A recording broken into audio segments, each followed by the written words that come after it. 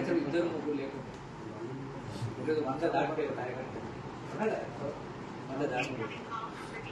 Party గొప్పతనం డెఫినెట్గా 15 డివిజన్ల రిజర్వేషన్లు ఎలాంటివి ఉన్నా 15 ఇయర్స్ పక్కాగా బీజేపీ గెలిస్తే నేను ప్రగాఢం. ఇక పోతే నేను డాక్టర్ను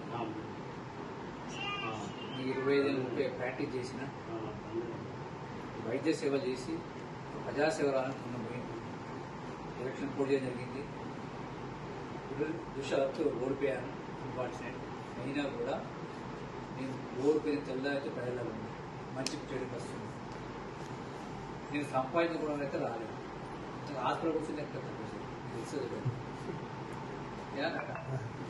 వీళ్ళు వచ్చినాక పోతున్నాయి కదా వాసన చెప్పాలంటే వీళ్ళకి వచ్చాక మాట్లాడుతున్నా.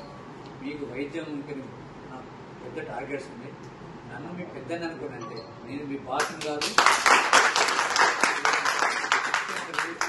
రేపు మీరు ఆశ్రయిస్తే ఎమ్మెల్యే కూడా విజ్ఞానం వస్తుంది.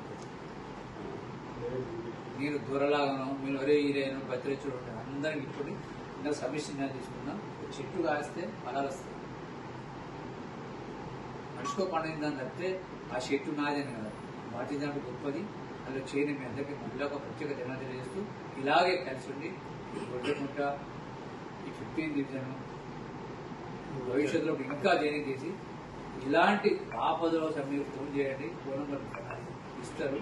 ఎప్పుడు ఏదన్నా మీరు ఎత్తలాంటి మీరు నమ్మలేదు. నేను ఎత్తకుండా సీనియర్కి ఇద్దరు నెంబర్ తీసుకురాకండి. వీళ్ళకు కూడా ఫోన్ చేయండి.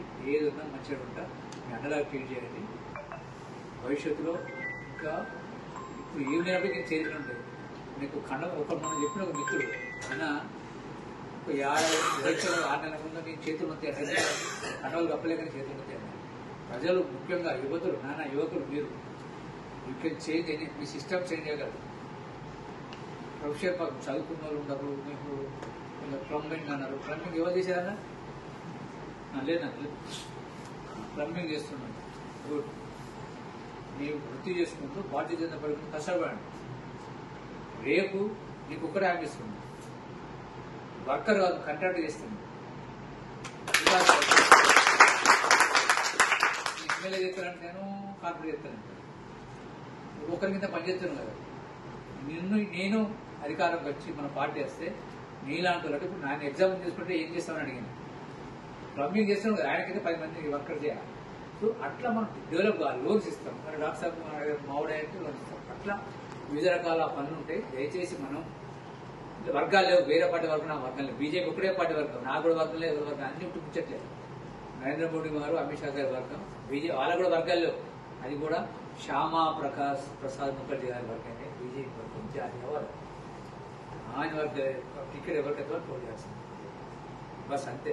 నాది నేను 5 రోజులు నడవేయాలి. ఒక పోతారు పార్టీ లైన్ నుండి ఇంటెలిజెన్స్ రిపోర్ట్ పోతుంది. ఎవరు పని చేస్తారో వానికి టికెట్ ఇస్తారు. సో మరొకసారి భారత్ మాతాకి